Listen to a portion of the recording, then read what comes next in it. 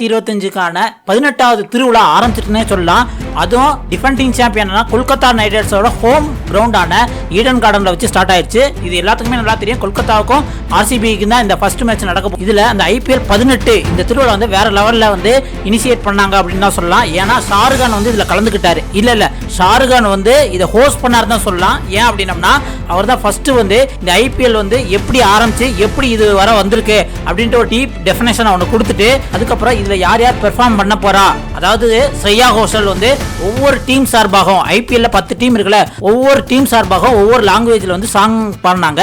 அதுல நம்ம சென்னை சூப்பர் கிங்ஸ்க்கு வந்து ஆயுத எழுத்து படத்துல இருந்து ஜனகணமன அந்த பாட்டு சென்னை சூப்பர் கிங்ஸோட அந்த லோகோ போட்டவனே அந்த பாட்டை பாடினாங்க. இதை பார்க்க நம்மளுக்கு ரொம்ப கூஸ் பம்ஸா இருந்தது. அதுக்கப்புறம் வந்து திஷா பட்டானி வந்து டான்ஸ் ஆனாங்க. அவங்களும் வேற லெவல்ல பெர்ஃபார்ம் பண்ணாங்க. அதுக்கப்புறம் நம்ம இந்தியாவோட ரேப்பர் கரண் அஜுலா அவரும் பயங்கரமா பாடினாரு. அதுக்கப்புறம் மறுபடியும் ஷாருகான் ஆர்சிபில இருந்து விராட் கோலியை கூப்பிட்டு அவளை பயங்கரமா பெருமையா பேசினாரு. அது மட்டும் இல்லாம விராட் கோலியை டான்ஸே அட வச்சாருங்க.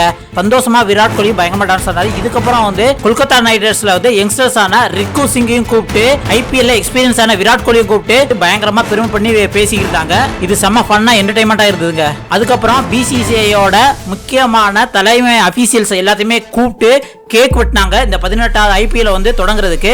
இப்படி வந்து ஃபுல்லாவே இந்த ஐபிஎல் 18 2025க்கான திருவிழா தொடங்கும் போது செம்ம ஃபன்னா செம்ம என்டர்டைன்மெண்டா இருந்தது தான் நான் சொல்லலாங்க. உங்களுக்கு இதை பத்தி என்ன தோணுதுங்க? மறக்காம கமெண்ட்ல சொல்லுங்க. அடுத்த ஒரு சூப்பரான வீடியோ சந்திக்கலாம். நன்றி, வணக்கம் மக்களே.